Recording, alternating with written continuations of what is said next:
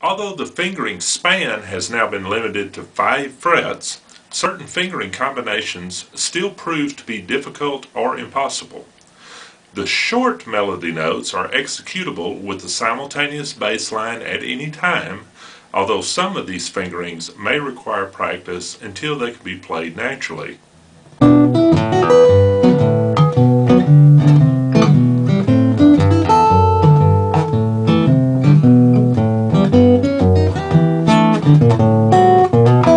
The major difficulty occurs whenever bass notes are fingered in the area of the fretboard between a sustained melody note and your picking hand. Remember that chords are usually necessary while a melody note is being sustained in order to keep the groove intact.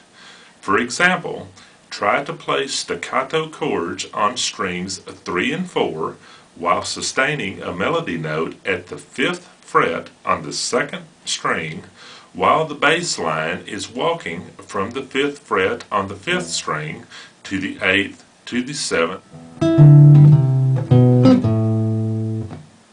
That's hard to play, but there's another way that's easier. Play these same notes, sustaining the melody note again at the 5th fret on the 2nd string, but this time walk the bass notes from the 5th to the 3rd to the 2nd fret on the 5th string while chording on strings 3 and 4.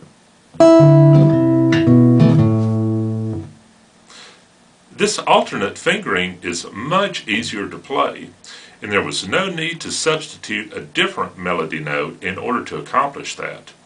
This is a necessary skill in being able to improvise with minimal effort, to continually listen to and obediently follow the melody line wherever it leads, while intuitively moving the bass line and chords to a fingering that can easily be executed at any point on the fretboard the melody line happens to go.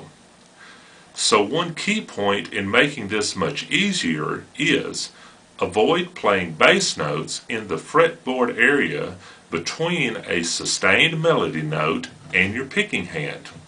There can be exceptions to this point, but the idea is to find an easier way to get around them.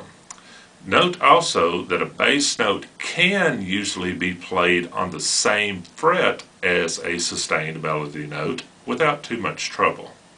Fortunately, bass lines can be played in this manner in all positions along the full length of the fretboard for any chord in any progression, accompanying any melody phrase, and the chord vamps can simply fall on strings 3 and 4 within easy reach of the bass line wherever it happens to be.